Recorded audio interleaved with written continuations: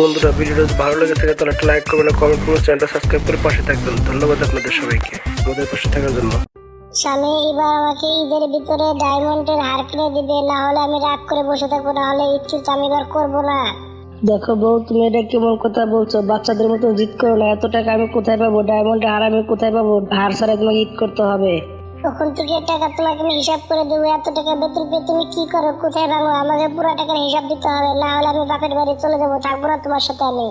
গরি, তুমি চিন্তা করো না। তোমার জন্য আমি ব্যাংকে থেকে টাকা তুলে তারপরে তোমাকে একজোড়া ঝুমকা এবং কি ডায়মন্ডের হার তোমাকে কিনা দেবো। তুমি চিন্তা করো না, তোমাকে বাপের বাড়ি যেতে হবে না। তুমি এখানেই থাকো, সমস্যা নেই। কিনে দেবো তোমাকে আমি সবকিছুই।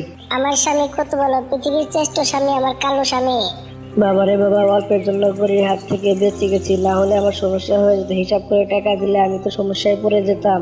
গরিকে আমি কি করে বুঝাবো যে আমার আর একটা বউ আছে, তার পিছনে আমি টাকা 10 লাখ টাকা খরচ করে ফেলেছি, তাকে আমি কি করে বুঝাবো এটা?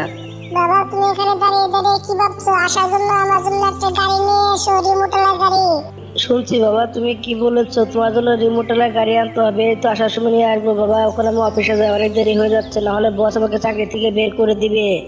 আচ্ছা স্বামী, যাও, চালু করে অফিসে চলে যাও। বিকালবেলা চলো চলো চলে এসো, বেশি একটা দেরি করো না। তোমার জন্য খাবার নিয়ে যেন আমার অপেক্ষা করতে না হয়। চালু করে চলে এসো কিন্তু। কাল্লু তখন উড়ে চলে যায় তার অফিসে। এদিকে গরি তো সেই খুশি ছিল, কারণ সে একটা ডায়মন্ডের হার নেবে এবার। আশেপাশের লোকজন দেখুক আমার কত টাকা পয়সা আছে, আমি ধরে একজন পাখি। আর যাই, ছোট টুকরি পাখিকে গিয়ে একটু রাগিয়ে আসি, তাহলে আমার কাছে খুব ভালো লাগবে। এসব কথা বলে গরি কাবা তখন সেখান থেকে উড়ে যেতে থাকে। কিছু দূর গেতে কবুতর বউকে তখন দেখতে পায়। কবুতর ভাই, ভাবিকে নিয়ে তুমি কোথায় যাচ্ছ? আর তোমাদের ব্যাগের ভিতরে এগুলো কি? করি, এটার ভিতরে একটা জামা আছে, তোমার ভাই আমার বিয়ের মধ্যে গিফট করেছিল, সেটা ফেটে গেছে, সেটা আমি সেলাই করতে দর্জির কাছে যাচ্ছি। ভাবি, তুমি যে ওদের পুরান জামা পরবে কেন? ভাইয়াকে বলতে পারো নতুন জামা কিনে দিতে, তাহলে তো নতুন জামা পরতে পারো। পুরান জামা পরতে হবে কেন? ভাইয়াকে বলো নতুন জামা কিনে দিতে। ওখানে আগের দিন আছে নাকি যে পুরান জামা পরতে হবে, নতুন জামা কিনে আনো। গরি আপু, তুমি তো আমার বউর কাছে সবকিছু জিজ্ঞেস করলে, তুমি এবার কি কি কিনেছো বলো দেখি, একটু শুনি। কবুতর ভাই, আমার স্বামী আমার জন্য অনেক মার্কেট করেছে, অনেক কিছু কেনাকাটা করেছে। তুমি তো এত মার্কেট কোনোদিনও করতে পারবে না, কারণ তুমি তো অনেক কিপটা। কবুতর ভাই, বিকালবেলা আমার স্বামী আমার জন্য ডায়মন্ডের নেকলেস কিনে আনবে। তুমি কি ভাবিকে কোনোদিন এসব জিনিস কিনে দিয়েছো? কোনোদিন তো কিনে দাও না, তাই না? গরি, তুমি কি বললে? কালো ভাই তোমার জন্য ডায়মন্ডের হার কিনে আনবে? তার মানে 2 থেকে 3 লাখ টাকা যার দাম সেগুলো কিনে আনবে তোমার জন্য? কেন আমার কথা বিশ্বাস হচ্ছে না? যখন আমি বিকালবেলা পরে আসবো তখন তোমরা দেখে নিও। আমি সত্যি বলছি নাকি মিথ্যা বলছি, তোমরা দেখে নিও তখন। বউ, এখান থেকে চলো যাই, আমাদের অনেক দেরি হয়ে যাচ্ছে। ধৈর্য চলে গেলে পরে এটা সেলাই করা হবে না। চলো যাই, চালু করে যাই এখান থেকে। স্বামী দেখো, আমি দর্জির কাছে যাবো না। সবাই বলবে নতুন গুলো, আমি পরবো পুরান ফাটা। তাই কেন আমি এগুলা পরবো কেন? আমি নতুন তাকে কিনে আনবো গিয়ে তোমার সাথে। চলো যাই, মার্কেটে যাবো, চলো যাই, চলো। আমি এগুলা পরবো না এখন, আমি চলো যাই নতুনটা কিনে আনবো। আমার কপালটাই খারাপ, এই গরির বাচ্চা সকাল সকাল সামনে পড়ে গেল আর আমার বউয়ের মাথায় কুবুদ্ধি ঢুকানো শুরু করে দিল। এই ফাটাটা সেলাই করে আনলে কি হতো? এটা পড়লে কি হতো? ওকে যেখানে দেখি সেখানে শুধু ঝামেলায় পাকিয়ে রাখে। ও আমাকে কোথায় টাকা খরচ করে ছাড়বে, ওখানে আমার নতুনটা কিনে দিতে হবে আমাকে। ধরতারিকার এসব কথা বলে কবুতর সেখান থেকে উড়ে তখন চলে যায়। যাক বাবা, কবুতর তো এখান থেকে চলে গেল। ওখানে আমি যাই, টুনটুনি পাখির কাছে উড়ে চলে যাই। সেখানে গিয়ে যাই, টুনটুনি পাখির কাছে যে সবকিছু বলি। তার কাছে এসব কথা না বলে পেটে ভাত হজম হবে না। যাই, তাকে একটু জ্বালিয়ে আসি, তাহলে খুব ভালো হবে। কিন্তু তাকে আমি পাবো কোথায়? হয়তো নদীর পাড়ে বসে আছে, সেখানে যেয়ে দেখি তাকে পাই কিনা। গরি তখন সে তখন নদীর ধারে চলে যায়। সেখানে টুনটুনি পাখিকে দেখে সেখানে সে নেমে তখন তার সাথে কথা বলতে থাকে। টুনটুনি আপু, আমি তো ডায়মন্ডের হার কিনেছি, ডায়মন্ডের হার পরবো, কিন্তু তুমি কি পরবে? টুনটুনি আপু, তুমি কি কিছু কেনাকাটা করেছো নাকি? হ্যাঁ গরি আপু, আমি একটা হার কিনেছি, ছোটখাটো একটা হার কিনেছি। আমি বিকালবেলা সেটাই পরবো। আরে বা, টুনটুনি আপু, খুব তো ভালো হয়েছে। কি সোনার হার নাকি হীরের হার, কোনটা? না না গরি আপু, এমনি সোনারও নয়, রূপারও নয়, হীরেরও নয়। আমি এমনি সাধারণ একটা হার কিনেছি এমনি পরার জন্য। কি এমনি হার? কোন ডায়মন্ডের হার না? আমি তো বলছিলাম কোনো ডায়মন্ডের হার মনে হয় কিনছো, হয়তো কোনো সোনার হার কিনেছো।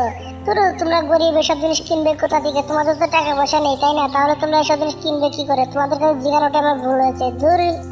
দেখো গরি, ঘরের পরিস্থিতি বুঝে তারপরে সংসারে খরচ করতে হয়। আমার স্বামী যে টাকা ইনকাম করে তাতে আমি অনেক খুশি। সে যা কিনে দিয়েছে এতে আমি অনেক খুশি আছে। আমার তো 2 লাখ টাকা আর প্রয়োজন নেই। তোমরা গরিব মানুষ, যেহেতু এত টাকা পয়সা নেই, তাহলে তোমাদের তো এইসব কথাই বলতে পারো। এর চেয়ে তোমরা ভালো কথা কি করে বলবে বলো? এসব কথা বলে গড়ি সেখান থেকে উড়ে চলে যায়। এদিকে গড়ি তো পুরা জঙ্গলে এসব কথা বলে বেড়ায় সে 2 লাখ টাকার হার পড়বে। এদিকে কালো কেবা তো অনেক চিন্তার ভিতরে পড়ে যায়। গরির বাচ্চা লাগলে বাবুদার সম্পত্তি বাসা থেকে এনে রেখেছে, এত টাকা হার আমি কোথায় পাবো? আমার ব্যাংকে তো একটা টাকাও নেই। আমি আজকে সন্ধ্যাবেলা বাসায় যাব না, তাহলে আর ওকে হারও দিতে হবে না। এটাই বুদ্ধি ঠিক আছে, না হলে আমি বিপদে পড়ে যাব। এসব কথা বলে সে তখন কালো আসে, বাসায় ফিরে যায় না। এদিকে তার পুরানো বন্ধুর সাথে একটি জায়গায় গিয়ে দেখা হয়, সেখানে সে মদ খাচ্ছিল। তখন তার বন্ধুর সাথে সেও তখন মদ পান করতে শুরু করে দেয়। যাক বাবা, চালু চালু করে আমি রেডি হয়ে থাকি, আমার সামনে হার নিয়ে আসলে তখন আমি হারটা পরবো। এদিকে তো গরিব খুশি মনে রেডি হয়ে বসে থাকে। অন্যদিকে কালো তো সুন্দরভাবে তার বন্ধুর সাথে মদ পান করতে থাকে। আরে কালো বন্ধু, তোমার কি হয়েছে? তুমি একের পর এক তুমি মদ দিয়ে খেয়ে যাচ্ছ, তোমার তো বড় ধরনের কোনো সমস্যা হচ্ছে? কি সমস্যা হচ্ছে বন্ধু, বলো দেখি শুনি আমি একটু। কি হয়েছে তোমার? বন্ধু তুই জানোস না, তুই তো বিয়ে শাদী করস নি দোস্ত, তুই এগুলা বুঝবি না। আমার বোন না অনেক চালাক, অনেক শয়তান। আমার কাছে 2 লাখ টাকা হার চাচ্ছে, আমার কাছে এত টাকা নেই, আমি কোথা থেকে দিব? এই কারণে আজকে আমি বাসায় যাবো না, ওকে আমি পাগল বানিয়ে ছাড়বো পুরা। কিভাবে কালো দোস্ত? বল দোস্ত, এত টাকা আমার কাছে নেই, তাহলে আমি কোথা থেকে দিব? আমার বউটা একটু বুঝে না রে দোস্ত, আমার বউটা অনেক শয়তান। আজকে আমি বাসায় যাবো না, এখানেই থাকবো। ওকে থাকতে দে বাসায় একা একা, তাহলে ও বুঝতে পারবে একা একা থাকার কি যে জ্বালা, ও বুঝতে পারবে। আমার কোনো কিছু ভালো লাগছে না দোস্ত, এখানে থাকবো আজকে আমি। খোকা বাবা, তোর বাবা তো প্রতিদিনই তো বাসায় 5টা বাজে চলে আসে, আজকে রাত হয়ে গেল, তোর বাবা আজকে ওখান থেকে আসলো না, আমার তো খুব ভয় হচ্ছে বাবা। মা আব্বা যেখানে কাজ করে সেখানে কাজে মনে আব্বু মনে আটকে আছে, তাহলে আব্বুকে যেমন ডেকে নিয়ে আসি, আব্বু মনে সেখানে কাজে মনে আটকে আছে, আমি সেখানে উড়ে চলে যাই। না খোকা বাবা, তুমি এখন যেও না, অনেক রাত হয়ে গেছে, তুমি এখন গেলে উড়ে যেতে পারবে না, সেখানে আর সমস্যা হয়ে যাবে, তুমি যেও না বাবা, আমার ভয় করছে খুব। গরি আপু, তুমি বাইরে দাঁড়িয়ে আছো কেন? কালো ভাই কোথায়? তুমি হ্যান্ডাগুলো এখানে দাঁড়িয়ে আছো কেন? তোমার হার কোথায়? কই তোমার হাত তো দেখতে পাচ্ছি না, গলায় তো নেই, তাহলে তুমি বাইরে দাঁড়িয়ে আছো কেন? টুনটুনি আপু, হারের কথা তো ছাড়ো, কালো আজকে বাসায় আসেনি, আমার তো খুব ভয় হচ্ছে। এত রাত হয়ে গেল, কালো আজকে বাসায় আসলো না, আমার তো অনেক ভয় হচ্ছে, কালো কেনার চিন্তা হচ্ছে আমার। গরি আপু, তুমি কোনো চিন্তা করো না, আমার স্বামীকে আমি পাঠিয়ে দিচ্ছি কালো ভাইকে খোঁজার জন্য, খুঁজে নিয়ে আসবে আমার স্বামী, তুমি কোনো চিন্তা করো না, একটু অপেক্ষা করো, তাহলে তারপরে খুঁজে নিয়ে আসবে আমার স্বামী কালো ভাইকে। তখন টুনা কালোকে খুঁজতে বের হয়ে যায়। টুনা অনেক খোঁজাখুঁজি করার পরে একটা দোকানে গিয়ে দেখতে পায় কালো সেখানে বসে বসে অনেক মদ পান করেছে। কালো নেশা অবস্থায় ছিল। কালোকে আনতে টুনার অনেক কষ্ট হয়েছে। কালোকে শেষ মুহূর্তে গড়ির কাছে নিয়ে আসে টুনা। স্বামী, তোমার কি হয়েছে? তুমি আবার শুয়ে আছো কেন? উঠে বলছি। গড়ি আপু, কালো ভাই কোনো কিছুই হয়নি, মুখের মধ্যে পানি মারো, দেখবে কালো ভাই উঠে যাবে। কালোর উপর যখন পানি ঢেলে দেয় তখন কালো ধর পড়িয়ে উঠে দাঁড়িয়ে যায়। স্বামী, তুমি কোথায় গিয়েছিলে? কি করেছো তুমি এত সময়? অফিস থেকে তো কখন বের হয়েছো, তাহলে তুমি কোথায় ছিলে? কি হয়েছে তোমার? কোনো কিছু বলছো না কেন তুমি? আমি তো কোনো কিছুই বুঝতে পারছি না, তোমার কি হয়েছে? দেখ বন্ধু, দেখ আমি বাসায় যাবো না বন্ধু, দেখ আমাকে মদ খেতে দেখ, তেমন না বলিস না বন্ধু, দেখ আমার কোনো কিছু ভালো লাগছে না। কারণ বাসায় গেলেই বন্ধু আমাকে 2 লাখ টাকার হার দিতে হবে। এত টাকা বন্ধু আমি কোথায় পাবো বল? আমার কাছে এত টাকা নেই, তাহলে আমি কিভাবে ওকে আমি হার দিব? দেখ বন্ধু, আমাকে বাসায় যাওয়ার জন্য জোর করিস না বন্ধু। দেখ বাসায় গেলে বন্ধু ঝগড়া লাগবে, সরা কিন্তু সর বন্ধু, সরা রাগ আসলে আমাকে ঘুমাতে বন্ধু, সরে। স্বামী, কি তুমি মদ খেয়েছো? তোমার মুখ থেকে অনেক গন্ধ বের হচ্ছে। ঘুরে আপু, দেখো কালো ভাই মদ খেয়েছে, তুমি জানো তোমার কারণে মদটা খেয়েছে, কারণ তুমি হার চেয়েছিলে, এত টাকার হার কোথা থেকে দিবে? তার কাছে এত টাকা নেই, তুমি বুঝতে পারছো তোমার কারণে মদ খেয়েছে। এত চাপ দিচ্ছ কেন কালো ভাইকে? কালো ভাইটা একটা মানুষ, তাই না? এটা তোমাকে বুঝতে হবে। গরি আপু, কালো ভাইকে হারের জন্য তুমি এত চাপ দিচ্ছ কেন? গহনার জন্য তো চাপ দেওয়া ঠিক নয়। যদি একটা কিছু হয়ে যায় তখন তুমি কি করবে? কালো ভাইকে তুমি ফিরে পাবে না তো কোনোদিন, তাই না? তখন একটা দুর্ঘটনা ঘটে গেলে তখন কান্দা ছাড়া কোনো উপায় থাকবে না। দেখো কালো ভাইকে তো চাপ দিও না, যা কিছু আবার হয়ে গেছে সকালবেলা কালো ভাইয়ের সাথে কথা বলে নিও, এখন তুমি ঘরে চলে যাও কালো ভাইকে। বন্ধুরা, গল্পটা এভাবে শেষ হয়ে যায়। বন্ধুরা, গল্পটা শুনে দেখে তোমরা কি বুঝতে পারলে? বন্ধুরা দেখো, কাউকে তোমরা এতটা চাপ দিও না ফ্যামিলির থেকে, যাতে সে খারাপ রাস্তায় পা বাড়ায় এবং কি তার কোনো ক্ষতি হয়। বন্ধুরা, ভিডিওটা যদি ভালো লেগে থাকে তাহলে একটা লাইক করবেন, একটা কমেন্ট করবেন, আর চ্যানেলটা সাবস্ক্রাইব করে পাশে থাকবেন। ধন্যবাদ আপনাদের সবাইকে আমাদের পাশে থাকার জন্য। সব গাছে কম বেশি ফল ফলছিল, কিন্তু একটা গাছে কোনো ফল ফলছিল না, সেই গাছটা কোনো পাতা পাতা কোনো কিছু ছিল না। কিন্তু কিছু পাখি সেই গাছের ডালগুলা কেটে ফেলে, এদিকে তার সেবা যত্ন করাতে তার ডালপালা কাটতে থাকে। কালু, এই গাছ তখন আমাদের কোনো কাজে লাগবে না, এই গাছটা কেটে আমরা আমাদের ঘর বাড়ি ঠিক করবো, আমাদের ঘর বাড়ি দেবো। কালো ভাই, তোমরা আমাকে কেটো না, আমারও অসুখ হয়েছে, তোমরা আমার একটু সেবা যত্ন করো, তাহলে আমি ঠিক হয়ে যাব। তোমরা কিছু সার এনে আমার গাছের গোড়ায় দিয়ে দাও, দেখো আমি ঠিক হয়ে যাবো। কালু, ওর কথা তুমি একটু শুনো না, ও সব মিথ্যা কথা বলছে, ওর কোনো কিছুই হয়নি, ও আর বেশি দিন বাঁচবে না, বুড়ো হয়ে গেছে, ওর মরাই উচিত। দেখো গরি আপু, এখন আমি বুড়ো হইনি, তুমি তো একদিন আমার গাছের ফল খেয়েছো, তাই না? আমি কত সুন্দর সুন্দর ফল দিই, তাহলে তুমি আমাকে এখন কেন কাটবে? একদম একদম চুপ, তুই বেশি কথা বলবি না। তুই এতদিন ফল টল দিয়েছিস তাই তোকে কাটিনি, ওখানে ফল টল দিচ্ছিস না তাই তোকে কেটে ওখানে আমার ঘর বাড়ি ঠিক করবো। আর তোরা সে কতদিন বসে থাকবো, তুই তো বুড়ো হয়ে গেছিস। কালো কাওয়াকে ডালপালা কাটার জন্য অনেক মানা করে, কিন্তু কালো কাওয়া কোনো কিছু শুনে না। তার ডালপালা কেটে নিয়ে সে সেখান থেকে চলে যায়। অন্যদিকে সেই গাছটি কাটতে থাকে, অন্যদিকে তার বন্ধু সেখানে তাকে তখন বলতে থাকে, বন্ধু তুমি কান্নাকাটি করো না, কান্নাকাটি করে আর কি হবে এখন বলো। তখন আমরা যতদিন ফল দেই ততদিন তারা আমাদেরকে বাঁচিয়ে রাখে, যখন আমরা ফল দেওয়া বন্ধ করে দেই তখন তারা আমাদেরকে কেটে তাদের ঘর বাড়ি ঠিক করে। এটাই হচ্ছে আমাদের জীবন। বন্ধু আমি তো অনেক ছোট, তাহলে তারা আমাকে কেন কাটবে? আমার তো বাঁচতে চাই, আমি তো মরতে চাই না, কিন্তু আমি দিন দিন শুকিয়ে যাচ্ছি, আমার অসুখ হয়েছে, তারা আমার কেউ সেবা যত্ন করছে না, শুধু গেলে আমাকে কাটার জন্য তারা রেডি হয়ে আছে। বন্ধু তুমি আর কান্নাকাটি করো না, আল্লাহর উপর ভরসা রাখো, সবকিছু ঠিক হয়ে যাবে, তুমি কান্নাকাটি বন্ধ করে দাও। আরে কালো ভাই, তোমরা শুকনা কাঠখড়ি কোথায় পেলে? আমি কত খুঁজছি, কোথাও তো খুঁজে পাচ্ছি না শুকনা কাঠখড়ি। আমার কাঠখড়ি খুবই দরকার, বলো না কোথা থেকে আনলে? টুনটুনি আপু তুমি হয়তো জানো না, আমাদের জঙ্গলে একটি গাছ মারা গেছে, আমরা সেখান থেকে কাঠখড়ি নিয়ে আসলাম। কালো চলো চালু করে বাসা যাই, এটি থুয়ে আবার চলে আসবো, নাহলে শেষ হয়ে গেলে পরে আবার টুনটুনি আপুর মতো পরে আবার আমাদের দূর দূরে বিশ্রাতে হবে। এমনি কাঠখড়ি বর্তমানে কোথাও পাওয়া যাচ্ছে না। এসব কথা বলে কালো আগরে সেখান থেকে উড়ে চলে যায়। টুনটুনি পাখি তখন ভাবতে থাকে, আমি যাই কালো আগরে যেখান থেকে কাঠখড়ি নিয়ে এসেছে সেখান থেকে কিছু কাঠখড়ি আমি নিয়ে আসি, নাহলে শেষ হয়ে গেলে পরে আবার পাবো না। টুনটুনি পাখি তখন সেখানে উড়ে গিয়ে দেখতে পায় গাছটা কান্না করছে। নিয়ে যাও নিয়ে যাও, আমার হাত পা সবকিছু কেটে তোমরা নিয়ে যাও, ডালপালা সবকিছু কেটে নিয়ে যাচ্ছ, খারাপ পাখি তোমরা আমাদের ব্যথা কোনোদিনও বুঝবে না। গাছ ভাই তুমি আমার সাথে এভাবে কথা বলছো কেন? বিশ্বাস করো আসছে কারণে আমি কোনদিন কষ্ট দেইনি, আমি পারলে মানুষের সহযোগিতা করি, কোনদিন কাউকে কষ্ট দেই না। আচ্ছা তুমি কাউকে কষ্ট দাও না, তাহলে তুমি আমাকেও কষ্ট দিও না, তাহলে তুমি আমাকে সহযোগিতা করো, কারণ আমার গাছের জড়গুলো শুকিয়ে গেছে, আমার কি যেন অসুখ হয়েছে আমি নিজেও জানি না, আমি বাঁচতে চাই, আমি মরতে চাই না, তুমি আমাকে একটু সহযোগিতা করো। গাছটি এসব কথা বলতেছিল, সেখানে কালো গড়ি আরো কিছু পাখি সেখানে চলে আসে।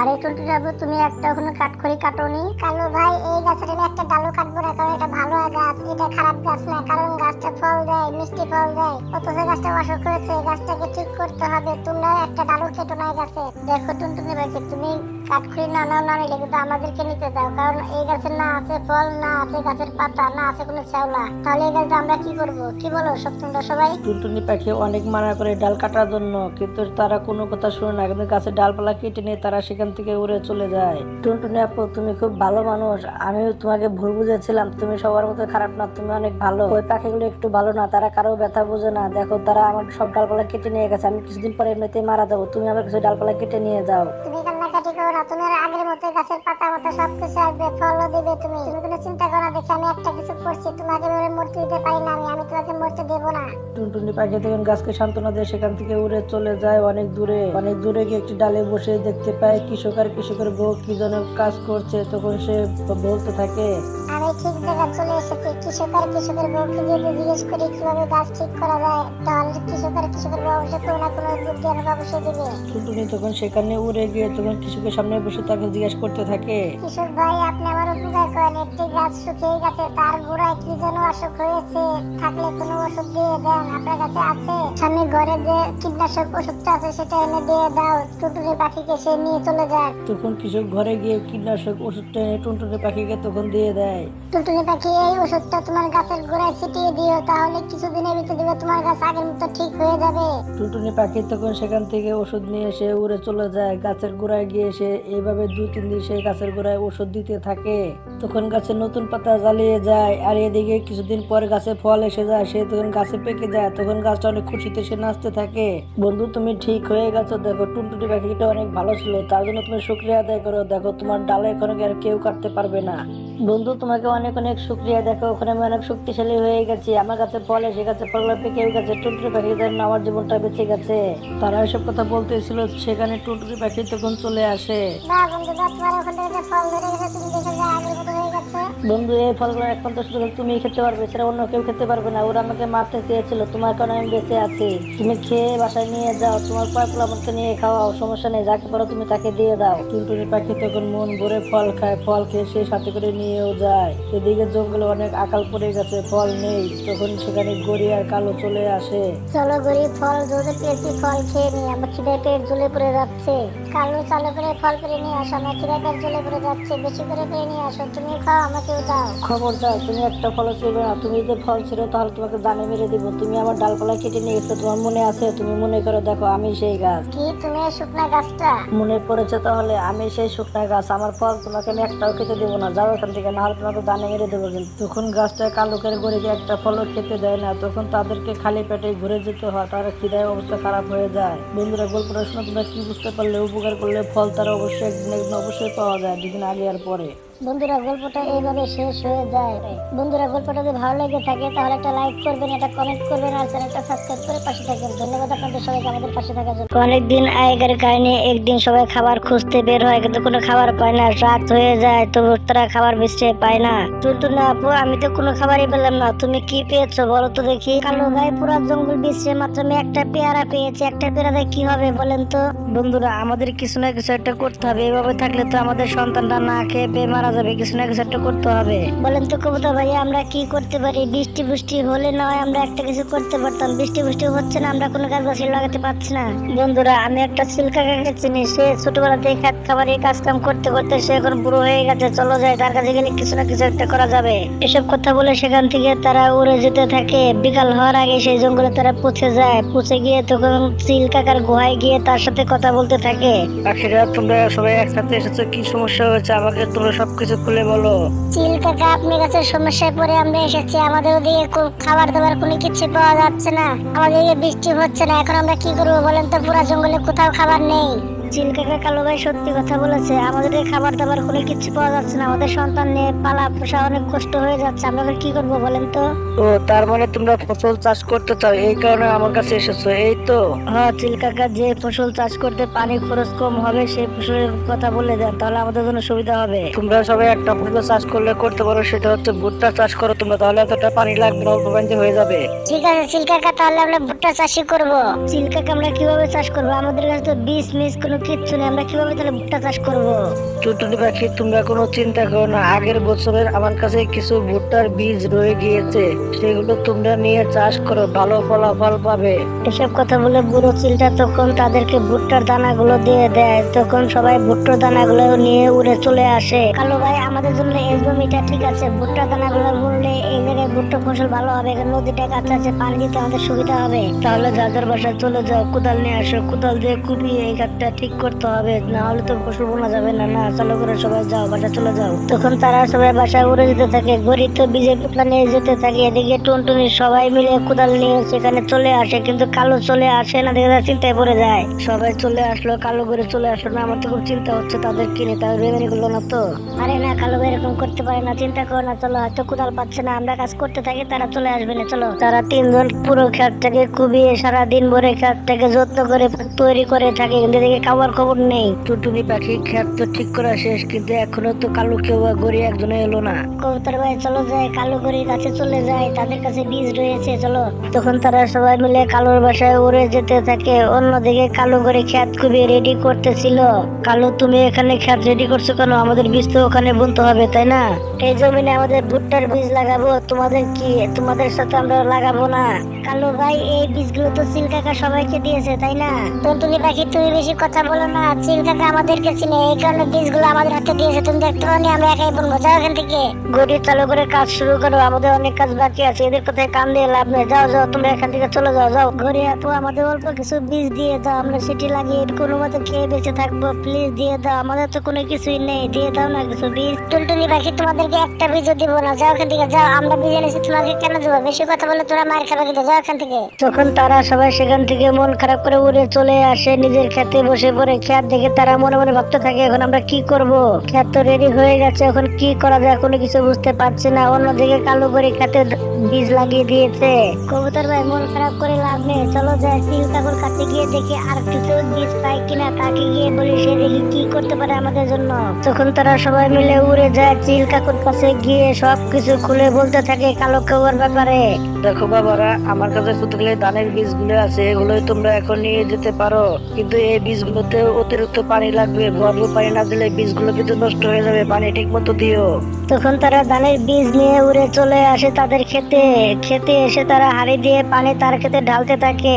এইভাবে অনেক পানি ঢালতে থাকে 2-3 দিন ভরা, কিন্তু কিছুতেই ক্ষেত ভরছিল না পানিতে। তখন তারা ভাবতে থাকে, টুনটুনি আপু এভাবে খেতে আমরা পানি দিয়ে কুলাতে পারবো না, আমাদের অন্য কোনো ব্যবস্থা বের করতে হবে। টুনটুনি আপু একটা বুদ্ধি বের করে দিন, অতি সহজে পানি দিতে পারি খেতে আমরা। কবুতর ভাই, আমার কাছে একটা বুদ্ধি আছে, বুদ্ধিটা ভালোই হবে। নদীর থেকে আমাদের ক্ষেতটা কিন্তু অনেক নিচু, কিন্তু আমাদের এর জন্য অনেক পরিশ্রম করতে হবে। প্রতিদিন পরিশ্রম করে যদি 100টাই করে এটাই ভালো হবে, কারণ আমরা যদি ওখান থেকে পানি কেটে নিয়ে আসি রাস্তা বানিয়ে, তাহলে আমাদের খুব সুবিধা হবে। টুনটুনি পাখির বুদ্ধিটা সবারই পছন্দ হয়। তখন তারা রাস্তা কেটে পানি আনার ব্যবস্থা করতে থাকে। এইভাবে 2-3 দিন কেটে যায় রাস্তার কাজ করতে করতে। তখন তারা জমিনের কাছে চলে আসে। রাস্তা কাটা শেষ হলে কিছুক্ষণের ভিতরে তাদের ক্ষেত পানিতে ভরে যায়। তারা দেখে অনেক খুশি হয়ে যায়। টুনটুনি আপু, এখন আমাদের আর কোনো কষ্ট হবে না, পানির ব্যবস্থা হয়ে গেছে, আমরা এখন ধানাবাদ করতে পারবো, আমরা সুখে দিন কাটাতে পারবো। আর কালো উঠো, ওটা কত ঘুমাবে, খেতে তো বীজ বোনা হয়েছে, সেখানে পানি দিতে হবে। উঠো, এবারে ঘুমালে কাজ হবে না, উঠো। গড়ি, এত বড় ক্ষেত্রে দুজন মানুষ কিভাবে পানি দেবো কোনো কিছুতে আমি বুঝতে পারছি না। চলো কালো, চলো, খেতে পানি দিতে হবে, নাহলে বীজগুলো নষ্ট হয়ে যাবে। ভুট্টাও তো বিক্রি করতে হবে, তাই না? চলো। কালো আর গড়ি তখন তারা মটকা নিয়ে পানি আনতে চলে যায়। 1-2 বার পানি এনে তখন তারা হাঁপিয়ে যায়। তখন তারা হার মেনে যায়। কালো আর গড়ি তখন তারা তাদের ক্ষেতের যত্ন নিতে পারে না, এবং কি এভাবে অনেক দিন কেটে যায়। এদিকে পানি পাওয়ার কারণে ধান ক্ষেতগুলো অনেক সুন্দর হয়েছে, ফসলগুলো অনেক সুন্দর হয়েছে। এদিকে কাওয়ার ক্ষেতে কোনো ফসলই হয়নি। টুনটুনি আপু, চলো যাই, ফসল কেটে অর্ধেক অর্ধেক আমরা সবাই ভাগ করে নিব, চলো যাই কেটে ফেলি। কালো, আমাদের তো একটা ভুট্টাও হলো না, কি করে? আর ওদিকে টুনটুনি পাখি দেখো, ধান বনে কত ধান হয়েছে, তাদেরকে তো আজকে তারা কাটবে নাকি ধান? গড়ি চালু করে চলো যাই, কিছু ধান চেয়ে নেই, দেখি দেয় কিনা আমাদের। চলো। তখন কালো আর গড়ি উড়ে তখন ধান ক্ষেতের কিনারে গিয়ে তখন তারা খাড়িয়ে দেখতে পারে তাদের ধান কাটা শেষ এবং বাট হয়ে গেছে 3টে। কবুতর ভাই, টুনটুনি আপু, আমাদের কিছু ধান দিয়ে দাও। ওই বীজগুলো মনে হয় ভালো ছিল না, খারাপ ছিল। কপালটা ভালো, তোমাদেরকে দেয়নি, নাহলে তোমরা ধরা খেতে। প্লিজ আমাদের কিছু ধান দিয়ে দাও। আমরা তোমাদেরকে একটা ধানও দেবো না, তোমাদের কাছে আমরা ভুট্টার বীজ চেয়েছিলাম, তোমরা কি দিয়েছিলে? তোমরা দিয়েছিল, তোমাদের মনে লোভ ছিল অনেক, তোমরা অনেক লোভী মানুষ। যাও এখান থেকে বলছে, যাও তোমরা যাও। টুনটুনি আপু, তুমি অল্প কিছু ধান দিয়ে দাও, আমরা না হলে না খেতে মারা যাবো। আমি তোমাকে ধান কিসের জন্য দেবো? তখন কি তোমাকে ভুট্টার দানা দিয়েছিলে? যাও, তুমি না ভুট্টা লাগিয়েছো, ভুট্টা গিয়ে খাও। তুমি অনেক লোভ করেছো না, এবার তুমি যাও। তুমি কোনো কষ্ট করো নি, কষ্ট ছাড়া ফল খেতে চাও, কখনো সম্ভব না। তখন তাদেরকে কেউই ধান দেয় না। তখন তাদের ভাগের ধান নিয়ে তখন তারা উড়ে তাদের বাসা চলে যায়। এদিকে গড়ি কাওয়া তাদের দিকে শুধু চেয়ে চেয়ে দেখতে থাকে। বন্ধুরা, গল্পটা এইভাবে শেষ হয়ে যায়। বন্ধুরা, গল্পটা যদি ভালো লেগে থাকে তাহলে একটা লাইক করবেন না, কমেন্ট করবেন না, চ্যানেলটা সাবস্ক্রাইব করে পাশে থাকবেন। ধন্যবাদ আপনাদের সবাইকে আমাদের পাশে থাকার জন্য।